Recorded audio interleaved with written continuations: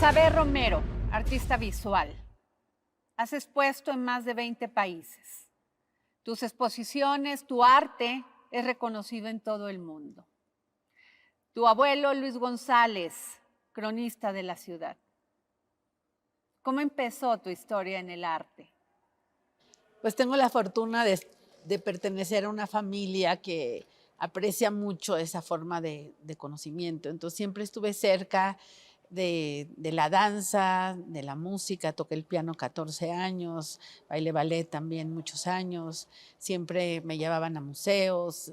La semana más importante para mí era la feria del libro, ¿no? Mi papá siempre decía que uno es su biblioteca, uno es lo que lee, y además tenía la posibilidad de tener un cuarto cerrado y que no me molestaran cuando yo estaba o leyendo o dibujando, lo que fuera. Entonces, yo creo que fue una educación muy privilegiada como mujer en este país, ¿no? Con mucha libertad pues para ir eligiendo mi camino, ¿no? Querías estudiar filosofía. Te decidiste por comunicación social en la Ibero. Y después de ahí, el arte. Sí, bueno, el arte siempre estuvo acompañando todo, pero me interesaba mucho la filosofía y mi profesor en la prepa me dijo que estaba muy en crisis, que le parecía que era más interesante que me fuera hacia semiótica, estudios lingüísticos, que estaba muy bien en la Ibero, que estaba un escritor de director y efectivamente fue una educación muy abierta. De hecho, yo creé mi propio subsistema de investigación participativo y siempre se me dio toda la libertad también ahí en la universidad. No fue una parte de mi vida que yo consideré que está fuera de mi educación artística. Con el tiempo la he ido incorporando muchísimo todos los métodos de antropología, de psicología social, de acercamiento a las comunidades que ahora tengo, ha sido gracias a todo lo que aprendí en la Ibero, por ejemplo, ¿no? Entonces, después en la maestría, como que sí quise acercarme al arte, empecé en San Carlos y sentí que me faltaba mucha formación, entonces hice el examen en París y tuve la suerte de ser aceptada, entonces hice toda la Escuela de Bellas Artes allá y también Historia del Arte en el Museo del Louvre, hice un año. Bexabe, ¿cuándo te das cuenta que te faltaba preparación? ¿Cuándo siente eso un artista? Pues no sé si todos lo sientan, también creo que esta cuestión de que como mujeres siento que se nos exigen más, Ujú. además de talento, conocimientos, actitud, ser como muy abierta para flexible, para hacer cualquier cosa, pues yo sí pensaba que tenía que estar muy preparada, que había mucha competencia y que era muy importante sobre todo la historia. Entonces, sí aprendí los oficios en Europa y grabado y dibujo y mosaico, de todo aprendí, ¿no? Pero sentía que había un hueco, por ejemplo, en la historia de arte prehispánico, en la historia de arte colonial. Uno puede terminar la carrera en este país sin tener una iniciación para apreciar la estética del arte prehispánico, ¿no? Incluso la doctora de la Fuente que tuve la fortuna de tener como profesora en el doctorado en la UNAM, ella decía que se debería de llamar el Museo de Arte Prehispánico y no Museo de Antropología, Ujú. porque realmente no hay ese reconocimiento de que es arte, ¿no? No solamente porque es historia o porque es cultura, es arte. Tú has visibilizado muchos de los problemas que aquejan a este México. Uno de ellos, por medio del arte, es la migración, la violencia contra las mujeres. Pues yo creo que el arte es un termómetro de nuestro tiempo, ¿no? Tiene que ser, si es contemporáneo, con el tiempo. Y pues me ha tocado desde que empecé mi primera participación en una bienal in situ que fue en Tijuana, San Diego, pues fue muy fuerte la experiencia de ver un muro que entraba hasta el mar, de ver todos los días estos grupos de personas que en extrema necesidad tienen que tratar de cruzar la frontera. Y pues yo creo que no, o sea, ese problema en los 25, 30 años que tengo profesionalmente de producir, no solo no ha mejorado, sino ha empeorado y es algo que me preocupa desde el primer instante en que me sentí concernida de él, ¿no? Entonces, pues definitivamente no puedo hablar de otra cosa que de lo que me preocupa, ¿no? La deshumanización, el arte popular, los indígenas en este país. A veces es muy poco apreciado, es más, creería que es malbaratado. Sí, ese es una gran deuda porque yo creo que es el patrimonio intangible más valioso que tenemos como país. Yo me doy cuenta cómo en otros países lo que fue la artesanía ya se hace en China y nada más se hace para los turistas y se considera algo kitsch. Aquí es diferente porque es parte de culturas vivas, es parte de un calendario de celebraciones que nos atañe a todos, que nos une, que genera tejido social. No es solo la alfarería en sí misma para ponerle en un mueblecito en la cocina. O sea, son expresiones culturales que están vigentes, que están vivas, que tienen un latir dentro de las comunidades. Y definitivamente para mí ha sido un gran honor y un gran placer de trabajar con artesanos, grandes maestros con quienes he convivido, con sus familias también, y que para mí no puedo hacer otra cosa que dignificarlos en su trabajo y en su producción. Bexabe, ¿cuándo empieza Bexabe Romero a adueñarse del espacio público? A crear arte que sea democrático, que esté a la mano de todo aquel que quiera conocer del arte. Bueno, en México hay una gran infraestructura museística y los museos, si tú vas el domingo en Chapultepec, todos están llenos de familias, de estudiantes. Es muy conmovedor como las familias y la población en general sí es muy atenta e interesada a las exposiciones de los museos, aunque a veces estos museos no les den las herramientas para realmente entender, porque no hay tanta, por ejemplo, ni tanto estudio, ni tanta metodología para abordar al público, para hacer talleres con ellos, digo, comparando a veces con lo que yo he vivido en otros países. Por eso a mí me interesa mucho el espacio público y en espacio público empecé a través de esta bienal que fue en Tijuana, San Diego, donde trabajé con la comunidad migrante con las que hice mi pieza y que ellos se volvieron los narradores de la misma, los entrevistaban a ellos y daban su versión. Y así hice muchas piezas, tanto como en proyectos tipo bienales, como efímeras, de intervenir en la calle y hacerlo con la gente y luego desaparecerlos, ¿no? Esas cosas se hacen. Pero también después empecé a trabajar con un dispositivo cultural que tenemos como algo maravilloso en nuestra cultura, que es el Día de Muertos. Entonces yo hago instalaciones contemporáneas que son inmersivas, son participativas y que en general hacen intervenciones en arquitectura especial, urbana, hacia espacio abierto o cerrado, en el país y en el extranjero. Eso lo he hecho en muchos países, asombrándome de cómo el público de otros países se maravilla de esta posibilidad lúdica de acompañarnos en los duelos, porque yo creo que esa función de acompañarse en el dolor, en esto que en muchos países es un tabú, como hablar de la muerte, en México es otra cosa. En México hay esta cuestión de jugar con nuestra memoria y celebrar la vida de los que se nos fueron a través de los recuerdos. Y para mí la memoria es algo que teje mucho de la humanidad, de lo que hay en el tejido social para convertirnos en la cultura que somos. Por eso es tan importante preservar este tipo de tradiciones y compartirlas con el mundo en un momento en donde todos tenemos duelos por esta enfermedad que hubo. No sabes lo que ha sido en todos lados, ¿no? Increíble. Entonces, para mí ha sido una gran experiencia, por ejemplo, hacer una gran instalación de Día de Muertos en el Zócalo, o sea, intervenir toda esta plaza eh, magnánima y poner ediciones de cerámica, de dibujos hechos a mano, de serigrafías, todo dentro de trajineras, cada una dedicada a causas bueno, a motivos que causaron muertes ese año.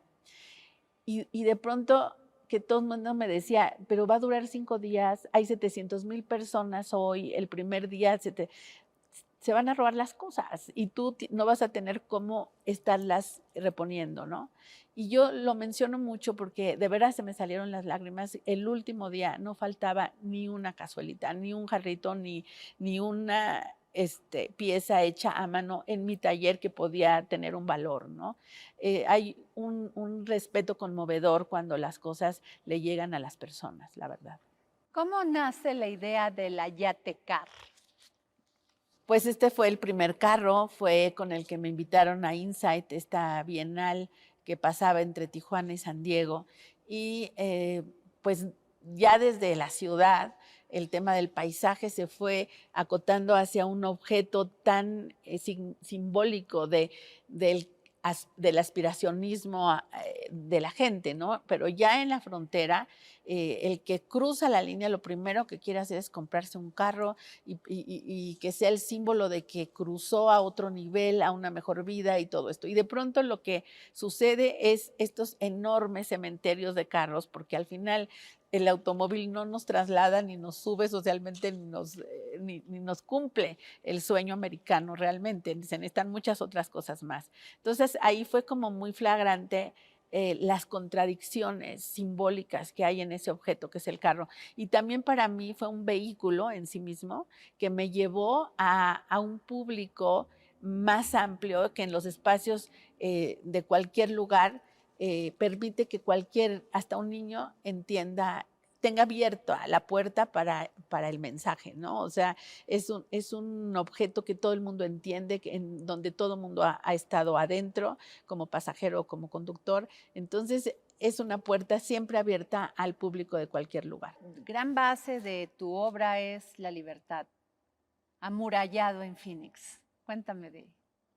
Pues fui invitada en Arizona, donde habían comprado en el museo una pieza muy importante, pero sí, muy interesante porque paralelamente a esta conferencia en el museo, con toda la parafernalia del board y de toda esta cosa institucional, un grupo de artistas migrantes que dan apoyo desde jurídico y psicológico a los migrantes ilegales en un estado como Arizona, donde ha habido mucha represión hacia ellos, leyes que son realmente punitivas con el migrante. Me invitaron a que, ya que estaba ahí, participara con ellos haciendo una instalación. Y yo propuse un carro amurallado, cortarlo, o sea, hacer como esta contradicción, esto que hacen las fronteras, cortar el vehículo del mundo, el mundo como un vehículo que nos mueve, que nos une, que nos lleva al viaje de la vida, y que hay señores en el poder que quieren dividir, cortar, separar, clasificar. Y bueno, estando Trump en el poder, era como el conductor que quería cortar el mundo alrededor de la riqueza del gran país. Entonces era como muy simbólico para mí hacerle un muro de plano de ladrillitos alrededor del conductor y darnos cuenta que un conductor amurallado con una sola rueda no podía llevar el vehículo a ningún lado, ¿no? Era como una propuesta de estancamiento mundial.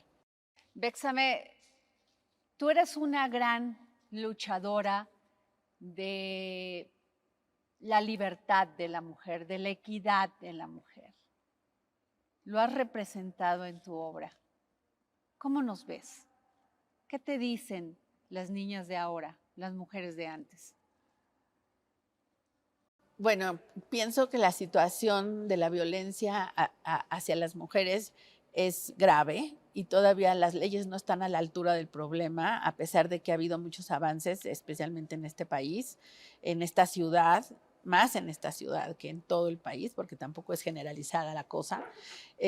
Pero en el arte, por ejemplo, que es mi área de trabajo, es una de las más atrasadas, ¿no? O sea, yo hice una investigación y siempre estoy tratando de actualizar los datos en relación a la participación de las artistas mujeres en las colecciones, en el mercado del arte, que es algo que pues también es muy evidente. Y es impresionante que en 2019 el valor del mercado del arte, que se evalúa en dólares, en billones de dólares, el correspondiente a las mujeres vivas y muertas en todo el mundo era solo del 2%, solo el 2%. Y había aumentado en 10 años del 1 al 2, o sea, que es reciente que somos el 2. Y en ese mismo lapso, solo la venta de Picasso, que es un artista muerto, era un poco más que todo esto. Incluso se cotiza más barata la obra de una mujer. Ah, pero muchísimo. ¿Por qué, Bexabe? ¿Por qué este problema? ¿Por qué tenemos que trabajar el doble para obtener la mitad? Y menos. No, en el valor de las artistas mujeres, y increíble porque en México, en la historia del arte, tenemos a la más conocida en el mundo, que es Frida Kahlo. Sin embargo, los estudios hacia su obra son muy pocos. Casi todos se dedican a la anécdota, a todo su sufrimiento, a la traición que le hacía su marido, o sea, como enfocados a esta parte biográfica y no profesional de ella. Y ese es como un síntoma de ese machismo aún en los estudios históricos, ¿no? Yo creo que sí hay que visibilizar más el trabajo de muchas mujeres que tienen muchísima calidad, porque en las escuelas de arte hay tantas mujeres como hombres, o a veces hasta más mujeres, y esta devaluación viene arrastrando prejuicios desde hace mucho tiempo, como que la carrera de una mujer se va a cortar cuando tenga hijos y cuando se case. Sí, mientras me caso. Sí, exacto. Entonces, pues yo sinceramente soy una mujer que tuve una familia, que tengo una hija, y nunca he dejado de trabajar, ni he dejado de producir, ni dejado de viajar por mi obra a todo el mundo, y es un prejuicio, ¿no? Incluso este arte oaxaqueño, estos artistas oaxaqueños, generalmente ves más hombres que más mujeres, Mucho ¿Por qué más. se da eso? O sea, ¿por qué reconocer el talento, la creatividad, la magnificencia de una mujer en el arte cuesta tanto trabajo aquí en México? Porque es un tema del machismo mexicano. ¿Crees que es mundial? Es mundial, es mundial. O sea, en las exposiciones del mundo, en los museos, máximo el 20% de mujeres y 80% hombres. En México es el 10%, o sea, es la mitad del promedio mundial. Y además yo creo que ha bajado, tristemente de los 90 acá, ha bajado esa presencia. Ahorita hay una pequeña, de los últimos años, o sea, 2, de estar cambiando un poquito, pero no es significativo. En el mercado del arte no cotizamos, o sea, realmente es muy diferente la cotización. A veces para cotizar el trabajo de una mujer se compara y se tasa en función de los precios de otras mujeres y no en función del precio de la obra por el currículum o por la generación a la que pertenece, cosa totalmente injusta. Muchos de los coleccionistas o el dinero de la colección sale del bolsillo de los hombres. Hay pocas coleccionistas mujeres que tienen la capacidad para decir yo quiero esto, porque lo quiero. Y eso también está cambiando y cambiando más en Asia que evidentemente en Latinoamérica. Hay grandes coleccionistas mujeres, también quiero decirlo. La colección Cisneros, que es tan importante, es llevada por una mujer. En Monterrey ha habido mujeres muy importantes para las colecciones. Yo tengo coleccionistas mujeres muy importantes, pero no es la generalidad. Y ahorita sí hay grandes empresarias, CEOs de grandes empresas que ya empiezan a tener el poder adquisitivo para decidir ellas qué quieren comprar. Entonces eso va a ir cambiando definitivamente.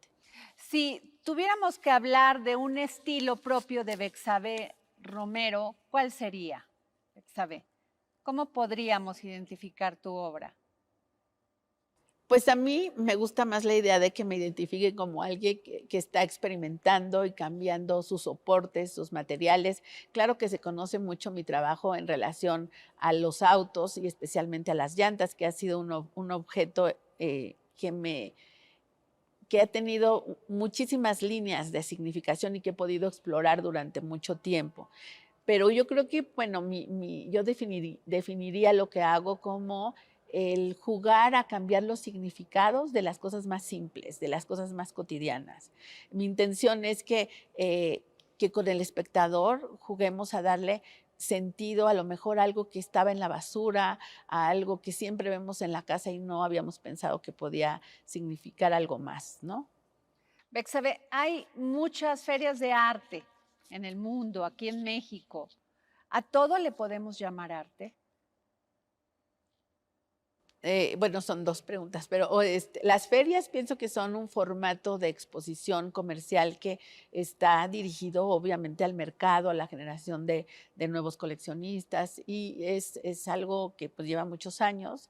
Yo siento que a partir de la pandemia ese formato bueno, ya tenía cierta crisis, pero yo sí creo que está medio en crisis, como que tendría que transformar un poco su manera de abordar un público que ahora cuestiona más, busca en internet quién es, un público joven que no le gusta que llegar a los booths, bueno, a los espacios de exposición y que hasta te dé pena preguntar de quién es el autor o cuánto cuesta porque te ves mal, o que no tengan etiqueta las obras. O sea, esta cosa de que sea muy chic no dar información me parece pésimo, ¿no? Pienso que eso se tiene que ir cambiando, la apertura hacia la información, hacia el público, ¿no?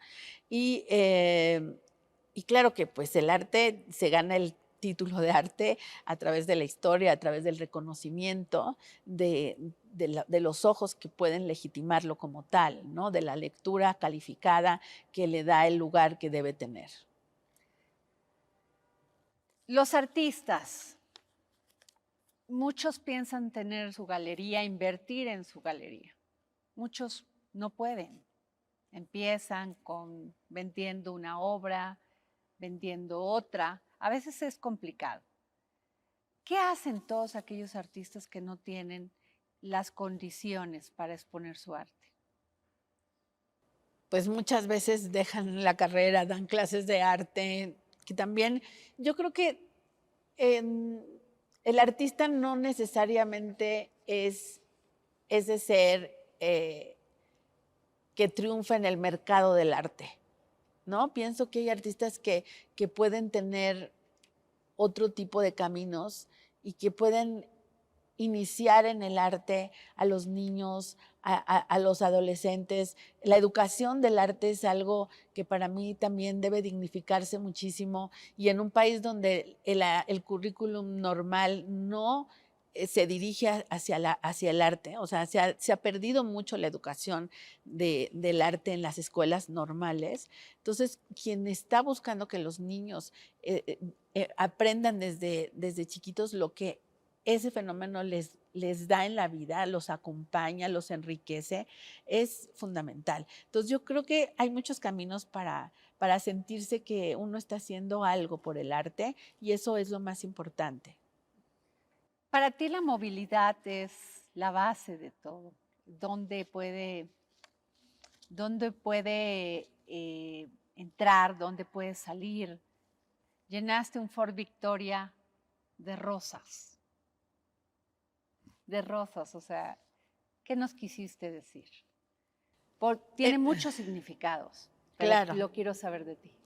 Sí, en ese caso, Ford Victoria que forré de tela, le cambié la temperatura a esa cuestión metálica industrial y esa tela pintada a mano como las vírgenes de Guadalupe del siglo XIX populares, y además adentro 10,000 rosas secas, era como un llamado de auxilio a lo único que yo sentía que podía buscar en una zona donde yo siento que hay una complicidad tremenda entre las políticas de los dos países hacia una población tan frágil y que está viviendo una situación siempre difícil al querer cruzar la frontera. Entonces, lo único que irónicamente se me ocurría decir es un milagro, por favor, que se aparezca la Virgen y nos ayude. Entonces, yo le puse el vehículo, le puse la Yate Car para que se apareciera. Y bueno, pues no se apareció, como hemos visto, se ha ido poniendo peor la cosa. Sin embargo, también la interpretación de los que vivían ahí cuando explicaban la pieza era que ellos se identificaban con esas rosas, que ellos eran como ese ayate que llegaba con todas sus rosas a ofrecer su trabajo del otro lado y aún con todo eso eran rechazados. Entonces, muy fuerte, ¿no? De los dos lados. Betsabe Romero, ¿qué te dice un tráiler pasando la frontera donde mueren 50 migrantes? Algunos mexicanos, otros de Centroamérica.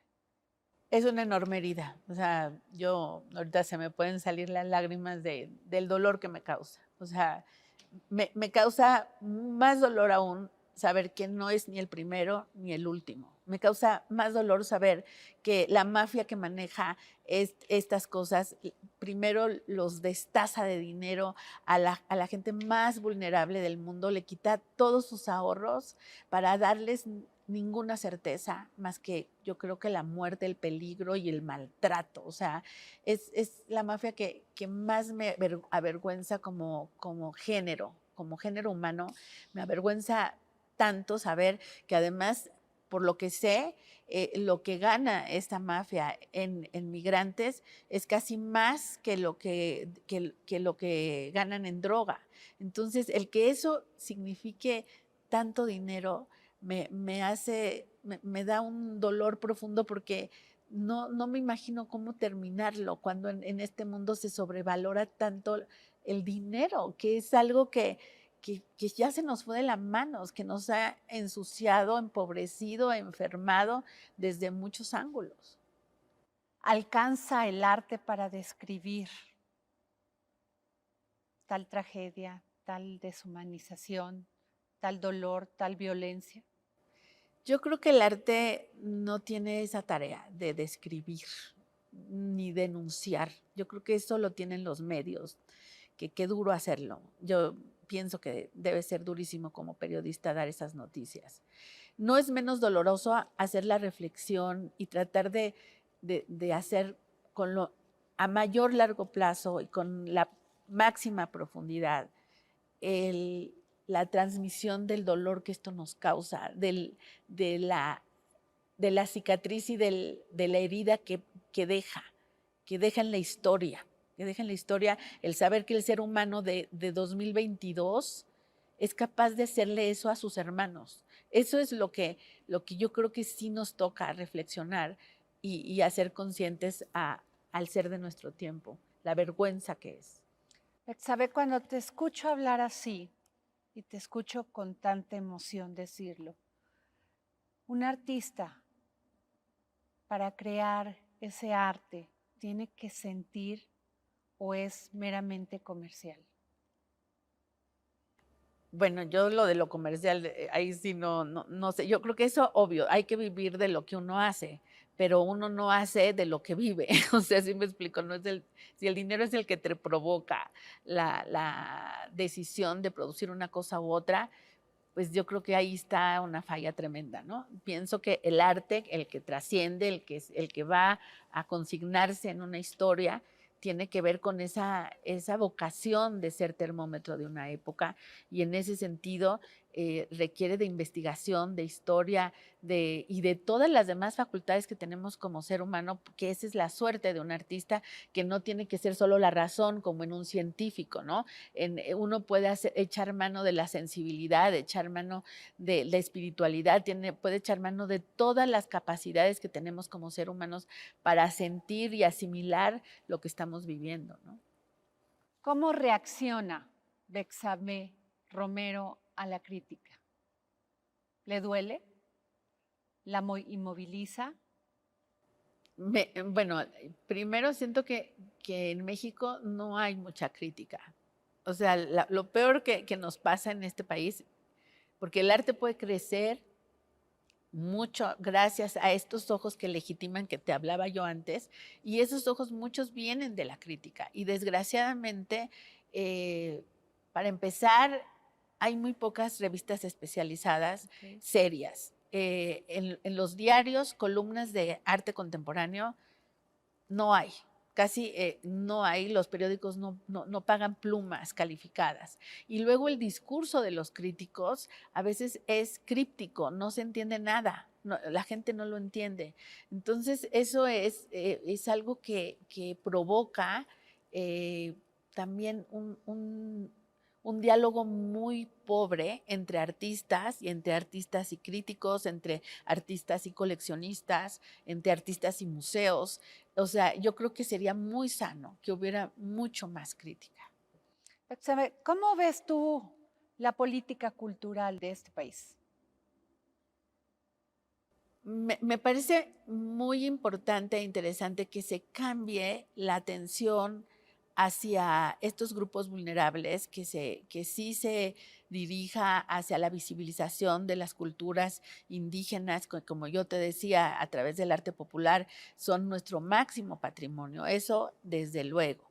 Pero eso no está peleado con empobrecer, deshabilitar, desmantelar, destejer toda una labor de muchos años de crear una infraestructura cultural que era ejemplo y ha sido ejemplo de muchos países, porque más museos que aquí no hay, becas hacia jóvenes creadores, hacia creadores de media carrera y demás. A mí me han entrevistado hasta diputados alemanes para que les explique cómo funcionaba todo eso, porque les parecía ejemplar.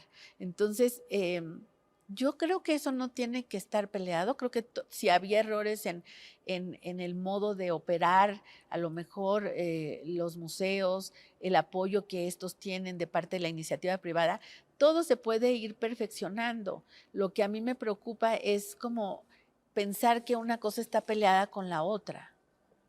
Hiciste toda la parte externa del pabellón con las tejedoras de Exatlán.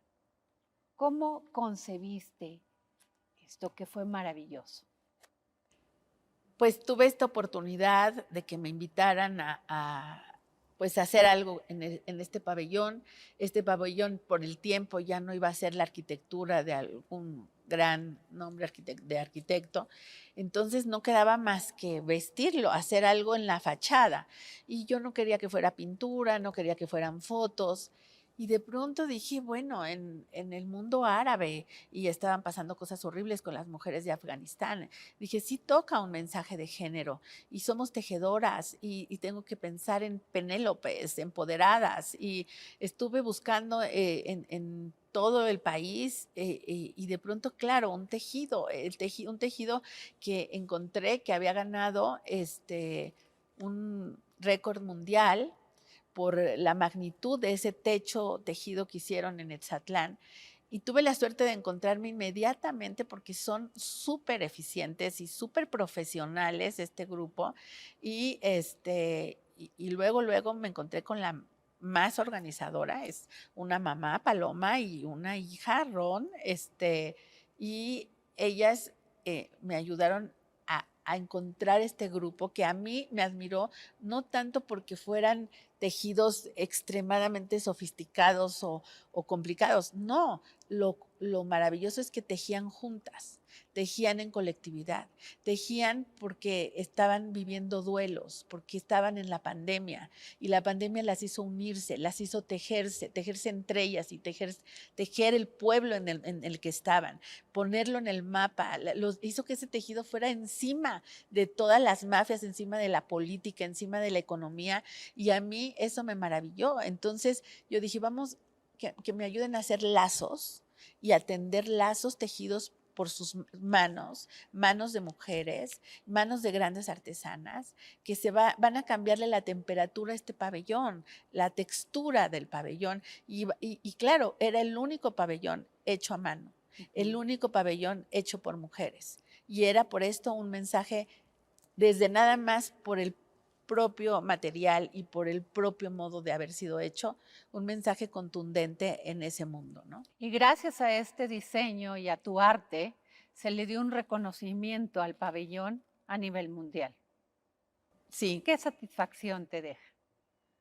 Pues me parece importante poder tener un lugar en una exposición que tenía pabellones increíbles de autores maravillosos y además, bueno, donde la tecnología, la alta tecnología, nos estaba brindando espectáculos como un edificio que se abría como con pétalos y se cerraba, como el de Calatrava, ¿no? O que hacía poesía a través de un algoritmo como el de Inglaterra.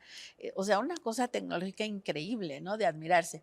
Y de pronto que nuestro pabellón tejido a mano tuviera ese reconocimiento, me parece muy bonito, la verdad. ¿Qué va a pasar con ese tejido, Bexabe, que se hizo para esta exposición universal? Pues ya me lo están pidiendo para otras cosas y yo espero que ya regrese. Está programado que regrese en estos meses. Bexabe, después de Bexabe, estas exposiciones, ocupar este espacio público, ¿qué sigue? ¿Dónde puede uno ir a ver tu obra? Independientemente si vas al norte o vas al sur o estás en Oaxaca. ¿Dónde puede uno ver a Bexabe? Independientemente también de verlo en las redes, de verlo en las páginas de internet, en las plataformas. Bueno, ahorita tengo una exposición en el Museo de la Ciudad de México, que es un edificio maravilloso, colonial, y esta exposición de Cuando el tiempo se rompió, además va a tener un libro. Entonces, pues es también una oportunidad otra vez de exponer en un museo. Desde hace mucho que no exponía yo en la Ciudad de México en un gran museo, así que pues los que puedan va a estar ahí. Y pues estoy preparando dos cosas internacionales muy fuertes, ojalá que salgan, porque también son espacios donde hay muchas visitas, claro. Bueno, y también se abre una exposición en Tel Aviv, en Israel, ahorita mi asistente está montando allá. La otra va a ser en Inglaterra, en los Kew Gardens, en los jardines botánicos, que Ay, para ¿qué vas a mí hacer? va a ¿Se ser, puede saber? ¿Se puede conocer? sí, pues es una flor de 4 pétalos que simboliza el cosmos y el cosmos en donde el ser humano cultiva, ¿no? Es un símbolo que era como el ombligo del mundo en la cultura prehispánica, que eran los 4 elementos, pero los 5 continentes, pero, o sea, el quincunce es un símbolo muy poderoso de las culturas prehispánicas que yo retomo como un candil hacia el mundo, una luz en donde esta sabiduría indígena nos recuerde que la naturaleza y cultivar esa naturaleza y cuidarla es algo que es no solo importante, sino urgente en este momento. Y voy a llevar también un altar de muertos. Así que esa es de las cosas que voy a hacer. Exabel, los colores. Yo siempre que te veo, estás llena de colores. ¿Cuál es tu color preferido? ¿Cuál es el que te hace generar toda esa vibra que siempre inundas cuando te presentas en algún lugar? Yo creo que depende del día el color que más me ¿Hay, prende. ¿Hay alguno especial en tus obras? A mi papá, que perdí hace 2 años y que lo extraño siempre, le encantaba este azul. Y le encantaba que yo me vistiera con este azul. Y en las mañanas así, cuando a veces no me siento muy bien, me pongo ese vestido, bueno, este o cualquier eh, ropa que tenga este color. ¿Qué te dice el azul? Amor, fraternidad, Paz, paz. paz. El ¿Qué es el azul, amor en la vida de Betsabe? pues lo más importante, ¿no? Yo creo que estar cerca de los seres queridos y poder acompañarnos y acompañarlos en los momentos más importantes, como desde la comida hasta las celebraciones más comunes, es lo que a mí me hace la vida. Si pudiéramos hablar de una tarde con Betsabe Romero, teniendo al lado a su hija, ¿cómo sería? ¿Qué comerías? ¿Qué beberías? Pues es una muy linda pregunta porque mi taller está en la casa de mis padres y yo suelo comer en casa de mi mamá, donde hay una cocina tradicional que diario cultiva las recetas de mi abuela. Se hace mucha cocina muy mexicana. Siempre se brinda y hay tapitas con tequila o mezcal, porque mi papá era oaxaqueño, entonces tanto teníamos la parte del mezcal como del tequila. A mi abuela incluso le gustaba el pulque, ahí sí ya no llegamos mucho, pero sí el tequila. Y es muy importante para mi familia no solo la comida, sino la sobremesa y el dialogar sobre lo que estamos haciendo, ¿no? Todos. Y mi hija, por supuesto, que es la que me trae al día en el cine, en la música, en lo que ella está haciendo, porque es una gran actriz y además escribe y trae proyectos de películas, todo el tiempo está muy activa, ¿no? Danae, ¿cómo ubicas a los jóvenes de ahora? ¿Se comunican diferente a los jóvenes de antes? ¿Es texto, es internet, es redes? ¿Cómo penetrar y crearles conciencia del arte? Bueno, yo con Danae tengo la suerte de que siempre ha sido una gran lectora de libros. Ella adora el objeto libro desde chiquitita, entonces eso la hace un poquito especial porque el tiempo que necesitas para sentarte con un libro, el espacio que requiere la lectura es un poco diferente. Sin embargo, está igual de atascada en las redes como todos los demás de su generación. Pero a mí, yo tengo esperanza mucho en los jóvenes y en mis últimas pinturas, la última serie que yo he estado haciendo, me parece que me preocupa cómo han tenido que vivir su edad, una edad en donde nosotros teníamos tanta libertad para movernos, a mí que me importa la movilidad.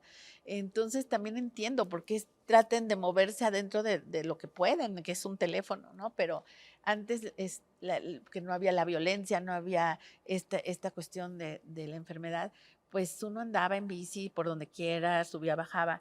Y ahora yo pinto en estos paisajes bastante de naufragio de Occidente, que yo creo que sí estamos viviendo una época de un naufragio de los grandes paradigmas que nos vendieron como lo que nos iba a sacar adelante desde la ciencia, la tecnología y una serie de cosas.